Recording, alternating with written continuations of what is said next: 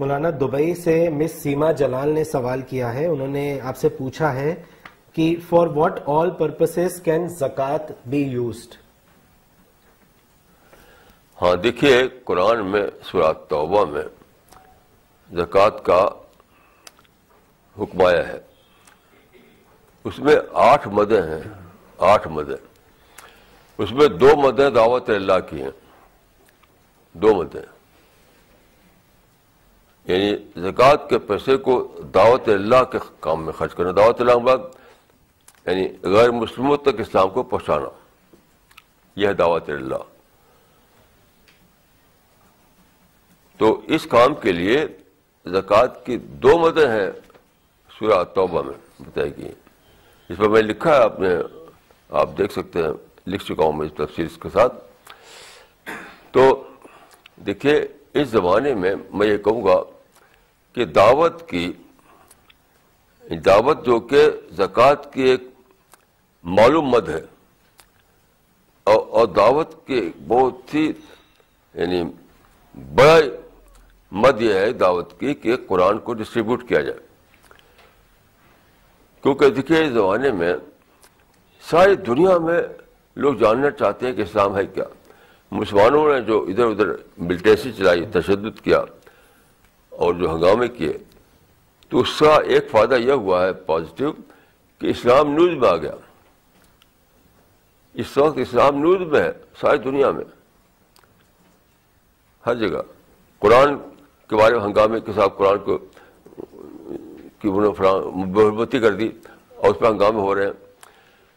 تو اگرچہ یہ نگیٹو ایکٹیویٹیز تھی مسلمانوں کی، لیکن اس کا ایک پازیٹو فائدہ یہ ہوا ہے کہ اسلام نیوز میں آ گیا ہے. لوگ چاہتے ہیں کہ جانے کہ اسلام کیا ہے، قرآن کیا ہے. تو چنانچہ ہمارے ساتھی جہاں قرآن کو ڈسٹریبیوٹ کر رہے ہیں، جو ہمارے جو ترجمہ چھپا ہے انگلش کا، اس کو تو بڑے شوق سے لیتے ہیں لوگ. ابھی میرے پاس کینیڈا سے ایک خاتون کا ٹیلیفون آیا تھا، تو انہوں نے ہمارے لیکچر کو سنا اور کتابیں پڑھی، تو ان کا شوق پیدا ہوا اس کا قرآن ڈسٹریبیوٹ کرنے کا. تو انہوں نے اپنے سہیلی سے کہا، ذکر کیا، تو کہا ارے قرآن دو گے ان لوگوں کو جو شراب پیتے ہیں اور ذکر کرتے ہیں، وہ بے حرمتی کریں گے. تو خیر ان کی بات نہیں سنی، انہوں نے قرآن کو ڈسٹریبیوٹ کرنا شروع کر دیا. تو ان کا بیان ہے کہ جہاں بھی جاتی ہیں، جس کو بھی دیتی ہے قرآن، بڑی عزت سے قرآن لیتا ہے وہ. اس کا تو میں ضرور پڑھوں گا اس کو. تو جیسے کہ لوگ ویٹ کر رہے ہیں کہ کوئی ان کو قرآن دے اور اس کو ہم پڑھیں. تو آج ضرورت ہے کہ قرآن جو ہے اس زمانے میں جو بڑی بڑی زبانیں ہیں دنیا میں، انگلش اور دوسری زبانیں، ان سب میں قرآن کا بہت ہی اچھا ترجمہ تیار کر کے اس کو پھیلایا جائے. اور میں سمجھتا ہوں کہ بیسٹ مد زکوٰۃ کی یہی ہے آج.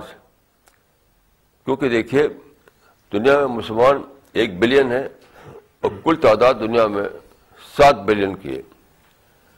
تو 6 بلین انسان جو ہے وہ بے خبر ہے کہ کیا ہے قرآن. اب آپ غور کیجئے کہ یہ لوگ سب کو مرنا ہے، مسلمانوں کو بھی اور دوسرے انسانوں کو بھی. جب لوگ حشر میں جائیں گے تو کیا انجام ہوگا؟ قرآن میں ایک آیت ہے کہ وَلَنَسْأَلَنَّ الَّذِينَ أُرْسِلَ إِلَيْهِمْ وَلَنَسْأَلَنَّ الْمُرْسَلِينَ. اللہ تعالیٰ نے فرمایا کہ ہم پوچھیں گے دوسروں سے بھی اور ان کو بھی جن کو قرآن دیا گیا تھا. ان سے پوچھیں گے کیا تم کو قرآن پہنچا تھا، ان سے پوچھیں کیا تم نے قرآن پہنچایا تھا. تو کیا عالم ہوگا وہاں پر؟ کیا مسلمان یہ کہہ کر چھوٹ جائیں گے کہ اپنی فیملی میں پیسہ خرچ کرتے تھے اپنا؟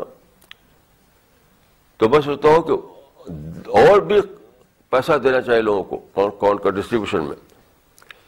اور زکوٰۃ رقم کی تو بہت اچھی مد ہے کہ قرآن کے ڈسٹریبیوشن اس کو دیا جائے.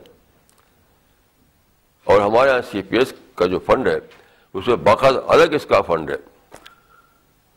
تو میں کہوں گا کہ آپ لوگ جو زکوٰۃ نکالیں وہ CPS کو دیں.